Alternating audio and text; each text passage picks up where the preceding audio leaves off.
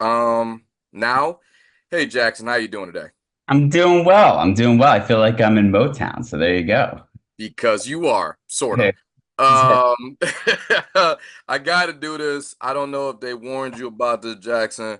Before we start any podcast, I always try to butter the bread of my guests. I always try to give them their flowers while they're sitting in front of me. We are slobberingly grateful to have anyone on our podcast, let alone someone of your stature. So we do this thing called the over the top intro. Can we get the podcast started with the over the top intro for you, Jackson? Man, my over the top intro. Let's see. No, I do that if you want. I'm ready. Oh, you want me to do it? I got Oh, it. I got you. Rest easy. great. Rest easy. I'm Let leaning me back. just hand you those flowers. Take it over, my friend. My next guest is a director, writer, composer, producer. He is the pride of Duke University's theater department, Go Blue Devils. He is also the co-founder of Patchwork Pinata Production Services. You may know him from his documentary, The Broken Family Tree, and what we're here to talk about today.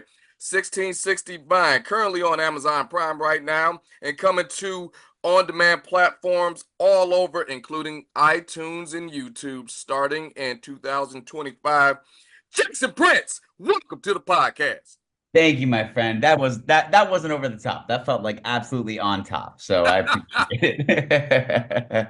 But Jackson, I really love this film. I love 1660 Vine, mainly because, well, I'm living it. I don't know if you got this or not. I'm here. I am the subject matter. What gave you the idea for this project? You know what? I mean, it's exactly that feeling that you were having, which is like I started writing this in 2018. So like at the very precipice, like the beginning of social media becoming like a big deal, you know? And I was sort of like, I don't know how long influencers are gonna last. So I was like, oh, I gotta do this quickly because I don't know what's gonna happen to social media the next 5 years.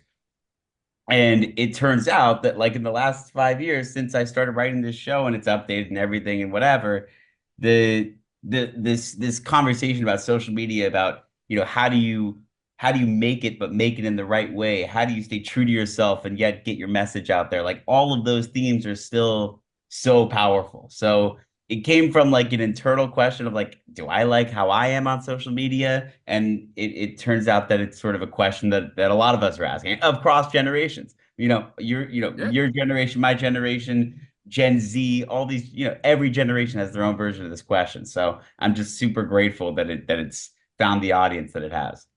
Yeah, this is a very important way of looking at it. Mainly, and I'm probably speaking for myself in that point because I see a lot of the things I deal with kind of on a daily basis. But why a musical? What made this scream musical? Well, if you know musicals, a lot of musicals come out screaming. So there you go. It's sort of like your over the top, introduction. I feel like a musical is a great way to really get in your face and deliver a message with just the right amount of subtlety to kind of get it through, but also have that really overt, like, hey, we are talking to you, we are literally singing to you this emotion, so you better pay attention to it. A musical was the chosen route because, first of all, it was all the resources that we had at Duke University. So, it was Duke University was still in the nascent stages of its film production work, and there were not a lot of film projects happening. I'm born and raised in LA, so I got to North Carolina and I was like, all right, well, it's a little different than Hollywood, but we can make it work. And I found out that there were these amazing, talented writers and composers and performers in the theater world. So I was like, I'm interested in this idea. I think it could work as a stage show. And as a composer, as a writer, as a songwriter, I thought that music was an interesting way to express some of the feelings that we feel that maybe we can't post about, So Right. separation, it became a great way to separate, like, all right, what are we seeing in the scenes that you can, that are comfortable parts of yourself to show to the world? And then the music can kind of add as this like this sort of private world. What's the stuff that we're hiding, or what's the stuff that we're performing? So music and the musical ends up being a really great format to kind of show that that like glitching of like, oh, like what part of you is performing right now? When are you on, or like when are you off, you Right. know? So the musical kind of format allowed me to do that, and me and my co-composers to do that. So but a lot of it has to do with just, we could, as someone with a film sentimentality, I got to Duke and I was like, oh, like this is different. So we were just a bunch of college kids like sitting in practice rooms writing music together. So which is how any great story should start, I feel. Well, I gotta I love that the fact that you use the word glitch because as a person who does this, and I've been doing this for a little over 15 years, Mm, where there is a glitch. I mm, mean, because when you're quote brand finding and you're finding this and you're trying to find your lane or you're trying to stay true to yourself, there is this version of um a glitch. That's the way I could put it because you're yeah. trying to spin so many plates and like I mean, this podcast started is it wasn't an interview podcast. It was a bunch of dick and fart jokes and me playing around with my friends. That's just what it was. And Evolution, baby. We love it. when I listen to these songs and I watch this thing multiple times, not just for entertainment purposes, but to get ready for this interview, a lot of your songs, I don't know if you did this, on purpose or not, have double meanings. Mm, One relating to the viewers or the people who watching it, and yeah. the other meaning related to the influencers themselves. Now, I'm Yeah. just curious, was that deliberate? Did you do research? How did you come to these? Oh, How did you come to these? it's a great question. I yeah, it was definitely on purpose. I'm glad that it comes through. I was not the most social media literate person when I was first writing this. A lot of this was just sort of like me not really understanding this world.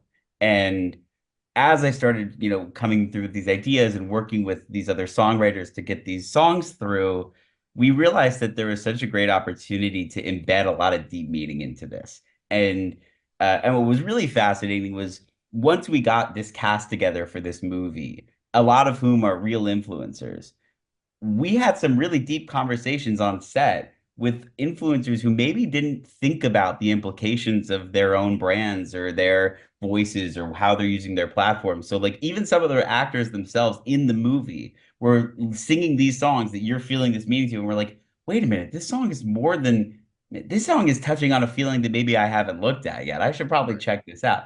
And to your point, like there's because this show is so kind of about this, what do you like when you're being viewed versus when no one's looking at you. It's sort of that, what's great about the stage version of the show, which we're so excited that MTI Musical Theater International is going to be able to allow folks to license in 2025, which is great. The stage version of the show captures that glitch even more accurately because you really see what it's like for when someone's, looking at their phone and then you see like, oh, what's that moment where like they looked a little bit uncomfortable, or like maybe they were faking something, or maybe they were performing. So you can really see it when it's on a stage in that way. So to your point, yes, all of these songs have double meanings. They're supposed to be fun to sing along to, and then after you're done singing, you're like, huh, I just sang a pretty messed up lyric. I should probably go back and Yeah. see what that meant. You know what I mean? So a lot of that is like, yes, it's intended for you to go back and really read the lyrics and be like,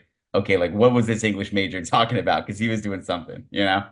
Yeah, and I'm curious about that because you're relating to people on different planes. Mm, Whether it be me, a person who does this on a daily, whether mm, if you're trying to convey that to a person who just watch YouTube. We all do. We all do whatever it is. We all engaged in some form of social media entertainment. I don't, mm. that's across the board. But I True. guess I should ask this. What did you want the people to take away from this film when you walk away from this and say, okay, this is now locked in my brain forever? It's a great question.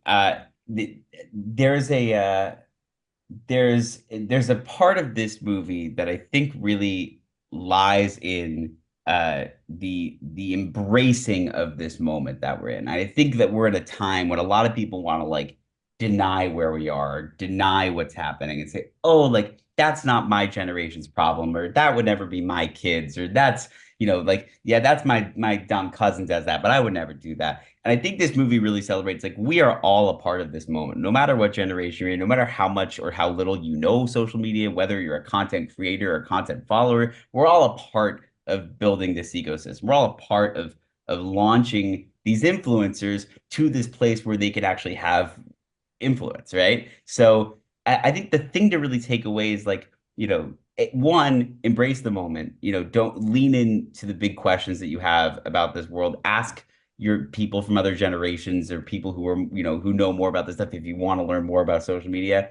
And then I think the sort of human thing to take away is this age-old story of just, you know, you have to stay true to yourself as you get to where you want to go, because it's more important to look around and see that the right people are with you than it is to get to the top and then look around and realize that no one's there. There's a song in the musical called "One in a Million" where Cheryl Porter, who's this great, you know, amazing, talented person in her own right, but plays Renee, the apartment manager in the movie, and she Right. expresses this idea that, like, you know, that we see a lot today, which is that, you know, my generation specifically, but I think all generations deal with this goal of like, all right, I'm going to look out for myself and my journey, and I'll do whatever it takes to get to where I need to go. And that mindset is healthy at times, but it can get you in trouble if you lose your foundation, if you lose the people who are there to support you, if you lose the people who know you on your bad days. So I think the big thing to take away is like make sure that you've got people around you who know you on your bad days or know you when you're offline, or if you fail are there to catch you. Because what we're seeing a lot right now is like people who are kind of scorched earth doing whatever it takes to get to where they need to go. And if they don't make it there, the moment that they slip, the foundation's gone. So Right. it's a lot, but I think the real thing is if you stay true to yourself on your way to your big goals and you keep the right people around you, you're going to be okay. And it's okay to fail. It's a lot in there. Okay. There's a lot, you know. I see. I see. But one thing, I know we're up against it. I got one last No, question, yeah, go for it. and it's almost obligatory, but I have to ask this. What's Yeah. next on the horizon? Man, it's it's a moment right now. You know, we're in a moment of stories that need to be told, and I'm someone who's like always wanted to tell stories that feel like they're going to help people, they're going to open people's eyes to things.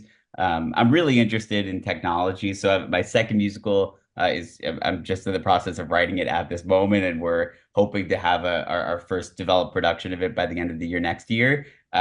It again about technology, more I think leaning into like really the more like nitty gritty parts of tech itself. Because I'm really interested in like, listen, these things are screens, are Zooms, are disconnections, iPad kids, you know, VR, that stuff Oh not yeah. going away.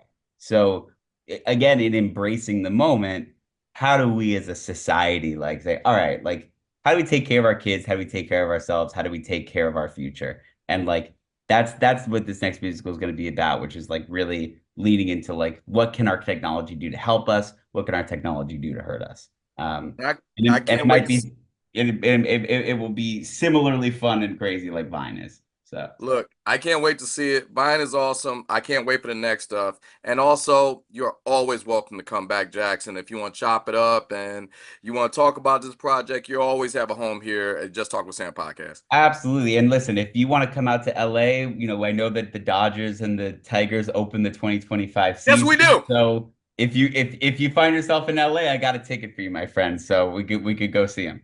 All right, I may take you up on that, but for right now, man, I want you to have a great day. Man, this was awesome chopping it up. Don't be a stranger. You're welcome back anytime. I will not be. Thank you, my friend. Appreciate it. All right, have a great one. You too. All right, bye. Bye.